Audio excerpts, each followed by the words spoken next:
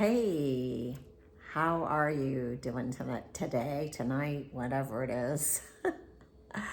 I have had a kind of a wild day today, but it is going to get better because now I'm gonna go to sleep after I read my book and get some rest. That'll help, right? Sleep always seems to help anything, I swear. But anyway, so today I am on page 104 and I am about a third of the way down. I walk into the restaurant with this sari-clad woman, her bangles jingling and heavy Indian accent exclaiming, "It has been so long since I have seen you. Why don't you answer my letters?" I rush her in and avoid answering her by talking to the hostess. "Hello," the young girl says. "Hello," I reply quietly. "Will there just be the two of you today?" she continues. "Yes, only the two of us," I answer. "Oh my God, this place is full of people. How embarrassing. We are the only Indians here, and I have to be here with this woman in a sari. I hope no one notices."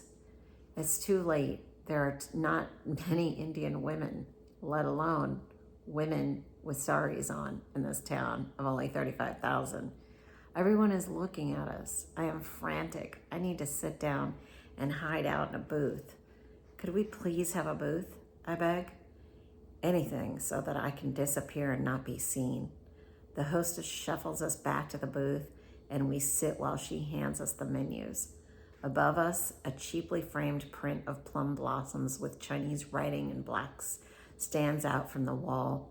That picture reminds me of that ancient Chinese proverb I love. A bit of fragrance clings to the hand that gives flowers.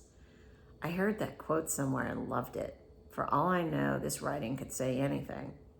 Rabia takes her sweater off. I look at the menu. Then the interrogation begins. "Pushpa, why are you not wearing Indian clothing?" I look at her with disbelief. Is she really asking me this? Did I just hear what I think I heard? Anger is bubbling. How dare she? How could she expect me to be anything Indian after sending me here? Where in the world does she think I am living?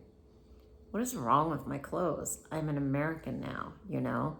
How the hell does she expect me to wear Indian clothes when I have not even had anything other than American clothing for 13 years? Where am I going to buy a sari, for God's sakes? Since I was adopted, I have not seen many Indian people. I have not eaten Indian food. I have not worn Indian clothes. I am American. It is so uncool to be wearing a sari. I swallow my anger. Now it is boiling in my stomach. "Okay, so are you ready to order?" The waitress comes. "Can I get you something to drink?" she asks pleasantly. "We are ready to order. I'm sort of in a hurry," I reply. Rabia looks at me like she doesn't know what I am talking about. She has barely sat down and seen the menu. I need to eat and get out of here before I blow up in public. We order, and the waitress looks at me, noticing I am uncomfortable. "I will let them know that you're in a hurry," she says to me. "Thank you," I breathe. I think this girl must know that I am pissed off. I can hear my heart pounding. I gotta control myself. Again, it is just us looking at each other across the table. I'm sort of intrigued with looking at her face close up and seeing some of myself. It distracts me from my anger. Does she look like me? She is Indian. We must look alike. Do I look like her? We both have the same skin coloring, and her eyes are brown and shaped like mine.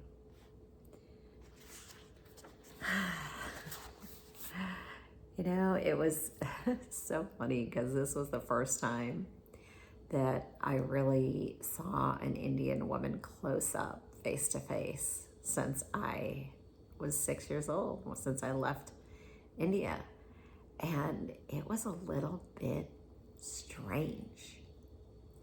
And then to have that, you know, I had some sort of history with her, knowing that she had me adopted and just, you know, that she knew my past, she knew who I was as a child. It was really strange because I had been living with this family who really didn't know me as a child. They only knew me from the time I was 6. So it was kind of like, almost like somebody shine a light on you, and all of a sudden, there you are, and you're kind of being seen for everything that you are, but not just who people think you are. I don't know if that makes sense, but anyway, so I just kind of felt very vulnerable, very scared, and I didn't like that she was commenting on what I was wearing. I thought, here I am living amongst all American people. Am I really gonna wear a sari? When there's no Indian people and I'm going to look like a freak, basically, is what I thought at the time. It was so rare to see someone dressed like that back then. And you didn't see it on TV, you didn't see it anywhere. And so it was really an odd thing. So everyone stared. Everyone in that restaurant was looking at us. And it made me very uncomfortable. And it made me very uncomfortable with who I was, because I didn't want to be associated with an Indian woman. But then on the other hand, here I was sitting there looking at someone that actually was my race. That was something new and different. And to be able to see someone that had even any kind of similarities to me as far as race and skin and eyes and that sort of thing, it was just a wild and crazy experience. And I was young enough that I just didn't understand it all and didn't know how to deal with it. And all I was doing was getting embarrassed more than anything and upset with her, instead of trying to just take it in and experience it. I just didn't know how to handle it. So that's all I have to say tonight.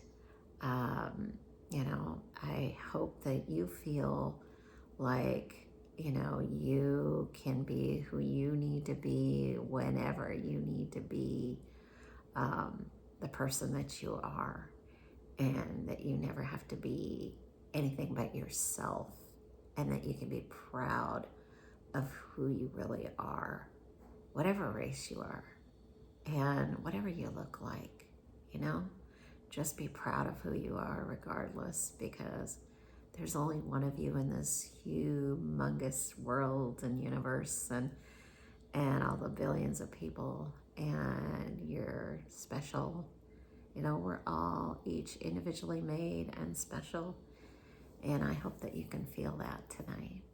So, and once again, thank you for just constantly supporting me. I really, really do appreciate you. And I think that's all I have to say tonight. Bye.